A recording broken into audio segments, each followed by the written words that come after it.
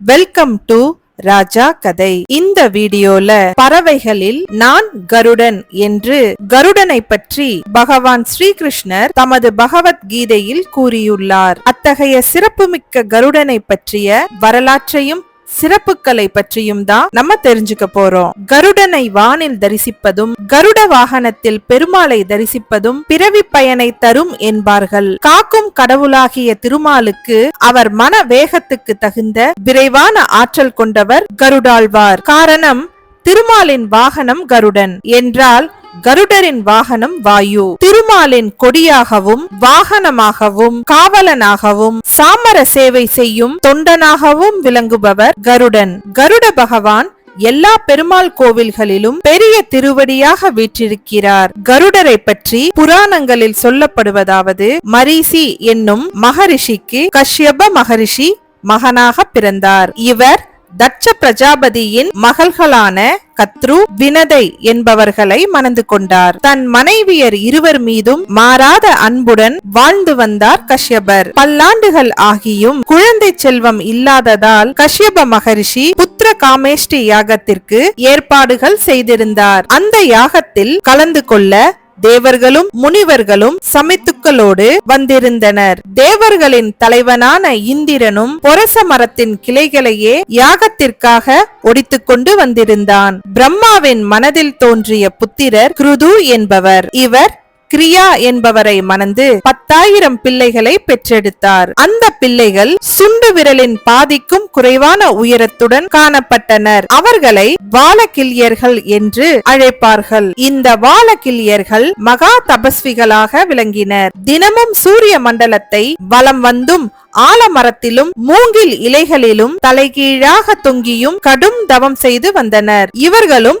யாகத்திற்கு வரத் தொடங்கினர். இவர்கள் யாகத்திற்கு தம்மால் இயன்ற உதவிகளை செய்ய வேண்டும் என்று திருவுள்ளம் கொண்டனர். எனவே இவர்கள் அனைவரும் சேர்ந்து ஒரு சிறிய சமித்தை தூக்க முடியாமல் தூக்கிக் கொண்டு மிகவும் சிரமத்துடன் நடந்து வந்தனர். கஷ்யப மகரிஷி யாகம் செய்வதற்கு முதல் நாள் நாட்டில் நல்ல மழை பெய்திருந்தது. அதனால் வழியெங்கும் மழை நீர் தேங்கி இருந்தது. ஒரு மாட்டின் குளம்படிப்பட்டு பள்ளமாகி இருந்த இடத்திலும் மழை நீர் தேங்கி இருந்தது. அந்த இடத்தை 10,000 வாலகில்யர்களும் கடக்கும் போது சில வாலகில்யர்கள் அதில் விழுந்து விடுகின்றனர். இதை கண்ட இந்திரன் அவர்களை பார்த்து கேலி செய்து சிரித்து விட்டான். மனம் நொந்த வாலகில்யர்கள் இவ்வாறு மனம் படைத்த இந்திரன் இனி தேவலோகத்திற்கு வேண்டாம் என்றும் இனி நாங்களே புது இந்திரனை உண்டாக்குவோம் என்று சொல்லி மகா யாகம் ஒன்றை செய்ய தொடங்கிவிட்டனர். இதனை நாரத மகரிஷி இந்திரனிடம் தெரிவித்தார். உடனே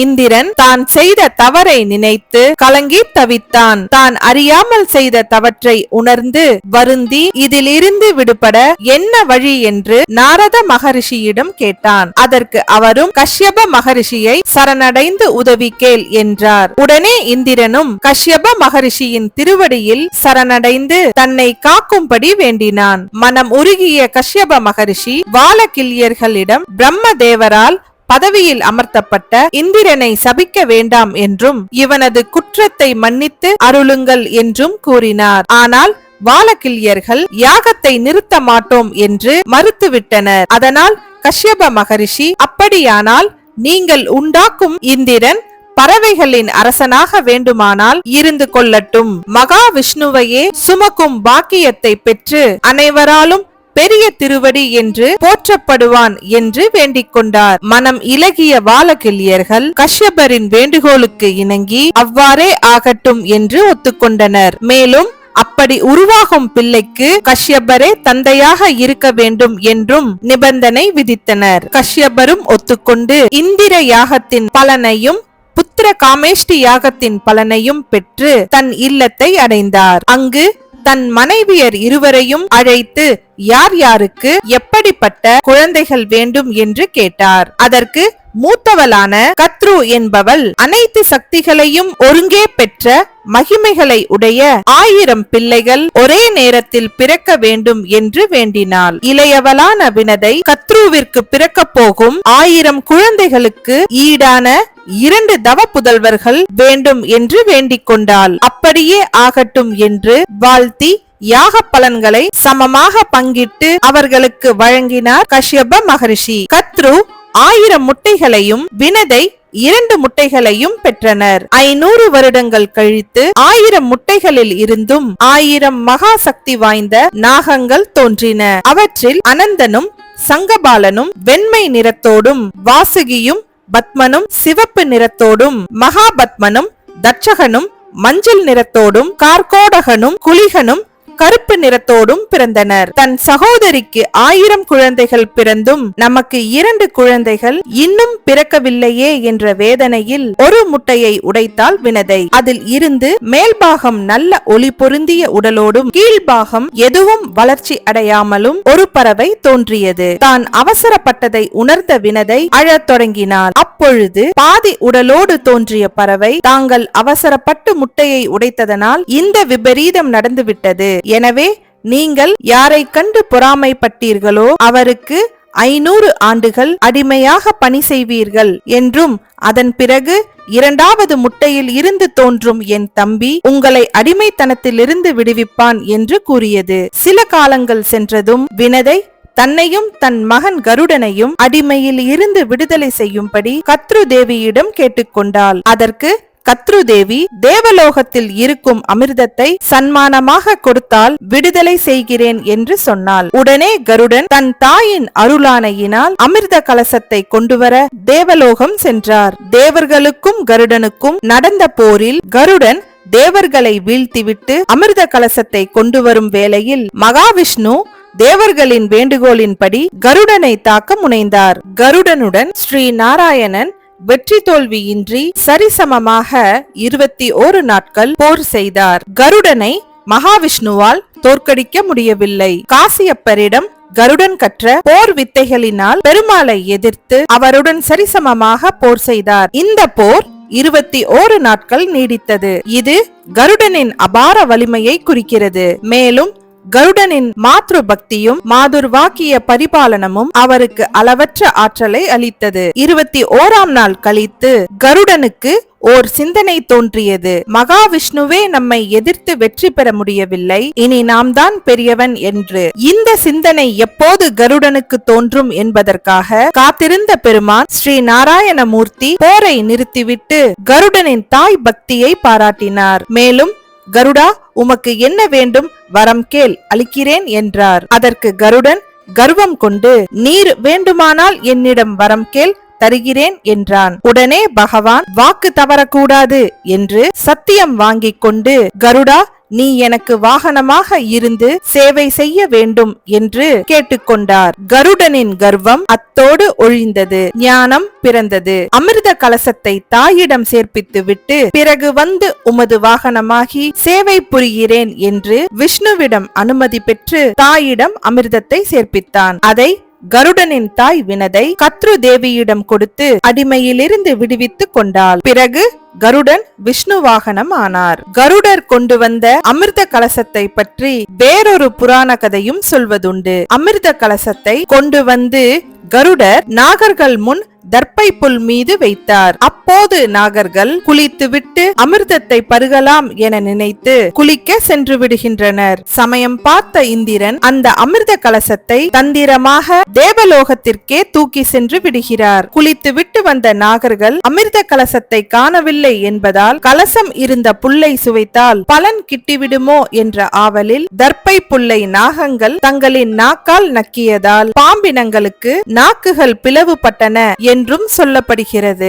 கருடன் மகாவிஷ்ணுவின் சங்கர்ஷண அம்சமாக கருதப்படுவதால் பெருமாளை வணங்குபவர்கள் கருடாழ்வாரையும் கண்டிப்பாக வணங்க வேண்டும் என்பது ஐதீகம். கருடனுக்கு சிவப்பு நிறமுள்ள பட்டு வேஷ்டியை அணிவித்து மல்லிகைப்பூ, மறிக்கொழுந்து, கதிர் பச்சை, செண்பக பூக்களால் அர்ச்சனை செய்வது சிறப்பு. யுவதி ஜனப்பிரிய நம என கருடனை மாலை நேரத்தில் துதித்து குங்கும அர்ச்சனை செய்வது நல்ல பலன்களை தரும். காஞ்சியில் கருட சேவையை அதிகாலையில் தரிசிப்பது மிகவும் விசேஷமானது. கருட பெருமான் திருமாலின் 2 திருவடிகளையும் தம் 2 கரங்களால் தாங்கி ஊர்வலமாக வரும் காட்சியே கருட சேவை எனப்படுகிறது. அப்போது பெருமாள், கருடன் ஆகிய இருவரின் அருளும் ஒருங்கே கிடைப்பதை பக்தர்கள் புனிதமாக கருதுகிறார்கள். திருமாலும் கருடனும் ஒருவரே என்று மகாபாரதத்தில் உள்ள அனுசாசன பர்வத்தில் சொல்லப்பட்டுள்ளது. ஞானம், பலம், ஐஸ்வர்யம், வீரியம், அதீத சக்தி போன்ற அனைத்து குணங்களுடன் கருடர் திகழ்கிறார். திருமாலை போல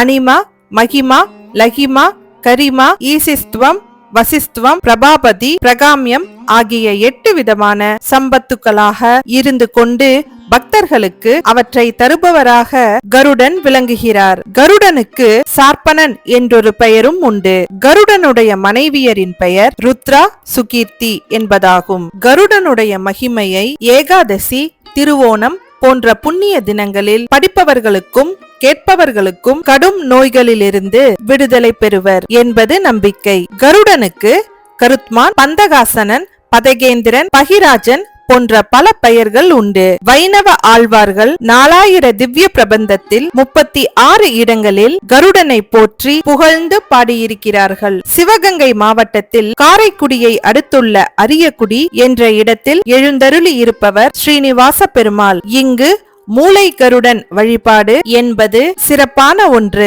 நல்லவை நடக்கவும் தீமைகள் மறையவும் இங்கு மூளை கருடனுக்கு சிதறுகாய் உடைப்பது வழக்கம். 18 நாட்கள் நிகழ்ந்த மகாபாரத போரில் கடைசி நாள் போர் கருட வியூக யுத்தமாக நடந்தது. இதுவே பாண்டவர்களுக்கு வெற்றியை தேடி கொடுத்தது. கருடனால் ஸ்ரீ வைகுண்டத்திலிருந்து கொண்டு வரப்பட்ட வைரமுடி என்கிற அணிகலன் தற்போது கர்நாடக மாநிலம் மாண்டியா மாவட்டத்தில் அமைந்துள்ள மேல்கோட்டை என்னும் திருநாராயணபுரத்து பெருமாளுக்கு சூட்டப்பட்டு உள்ளது. இந்த நிகழ்ச்சி இன்றும் ஒவ்வொரு பங்குனி ஏகாதசியில் வைரமுடி சேவை என்று திருவிழாவாக கொண்டாடப்படுகிறது. நேபாள நாட்டில் கருடனாக யுத்தம் என்று ஒரு விழா நடைபெறுகிறது. அப்போது கருடனுடைய திருமேனியில் வியர்வை துளிகள் தோன்றும். அதை ஒரு துணியால் ஒற்றி எடுத்து அந்நாட்டு அரசருக்கு அதனை அணிவிப்பர். அந்த துணியின் நூலிலையை பாம்பு கடித்த மனிதனுக்கு சுற்றினால் பாம்பு கடி விஷம் உடனே இறங்கிவிடும்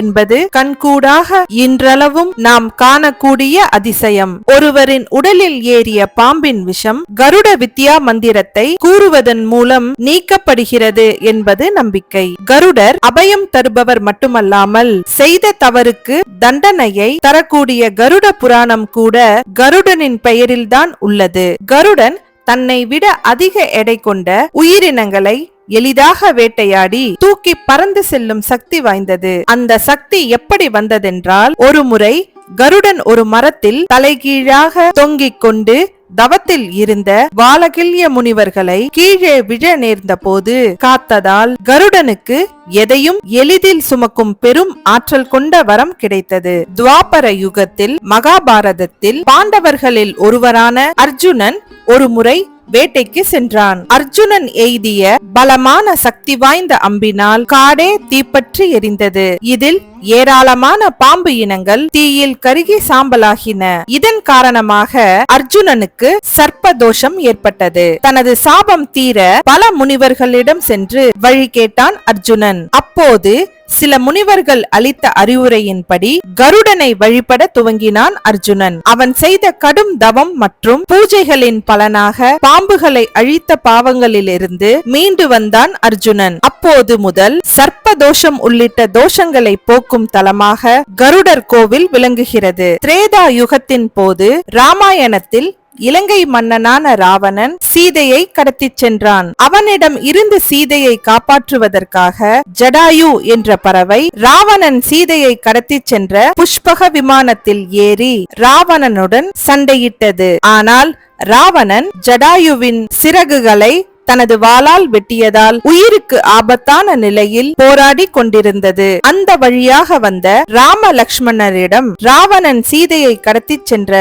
விஷயத்தை சொல்லி ராமரின் கால் அடியிலேயே உயிரை விட்டது. ராமபிரான் தனது கைகளாலேயே ஜடாயுவிற்கு இறுதி சடங்குகள் செய்து அது உயிர் விட்ட இடத்திலேயே அடக்கம் செய்தார். இதனால் இந்த இடத்திற்கு கோலா தேவி என்ற பெயர் உருவாயிற்று. கலியுகத்தில் ஜடாயு கருடனாக கருதப்படுகிறது. ஜடாயு அடக்கம் செய்யப்பட்ட இந்த இடத்தில் சில நூற்றாண்டுகளுக்கு முன் பிருகு மகரிஷி கருடனின் சிலையை நிறுவி ஆலயமும் அமைத்தார். இங்கு கருடனுக்கு தினசரி பூஜைகளும் நடத்தப்பட்டு வருகிறது. முன்பொரு காலத்தில் மகா பிரளயம் உண்டான போது பூமி தேவி கடலில் மூழ்கி போய் விடுகிறார். விஷ்ணு பகவான் வராக அவதாரம் எடுத்து ஹிரண்யாட்சனுடன் சண்டையிட்டு அவனை வென்று பூமி பிராட்டியை மீட்டார். இனி எப்பொழுதும் இந்த நிலை ஏற்படாது இருக்க பூமியிலேயே பகவான் தங்க நினைத்து கருடனை அனுப்பி கிரீடா பர்வதத்தை கொண்டு வர செய்து அதன் மீது அமர்ந்து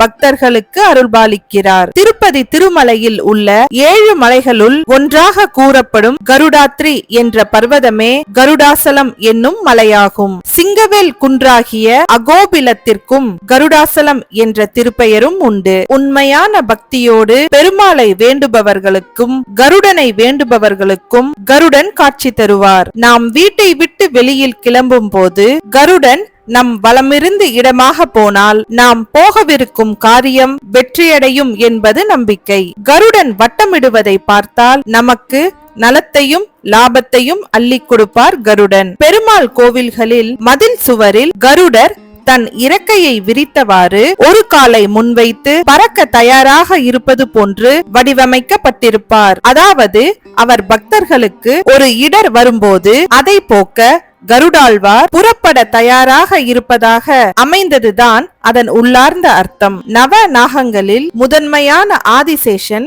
கருடனின் இடது கால் நகத்திலும் குளிகனை கருடனின் கழுத்திலும் வாசுகியை பூநூலாக அணிந்தும் தட்சகனை இடுப்பில் கட்டிக்கொண்டும் கார்கோடனை கழுத்தில் மாலையாகவும் பதுமம் மற்றும் மகா பதுமம் ஆகிய 2 நாகங்களை இருபுறம் காதணிகளாகவும் சங்கசூடனை தலைமுடியிலும் அணிகலனாக அணிந்து கொண்டிருக்கிறார் கருட பெருமான். ஆடி மாதத்தில் அமாவாசைக்கு பின் வரும் பஞ்சமி திதி நாள் கருட பஞ்சமி என்று போற்றப்படுகிறது. இது கருடாழ்வாரின் பிறவி திருநாள் என்றும் கருடனின் தாயான வினதையை காக்க இந்திரலோகத்தில் இருந்து அமிர்தத்தை கருடன் கொண்டு வந்த நாளே கருட பஞ்சமி என்றும் கூறப்படுகிறது.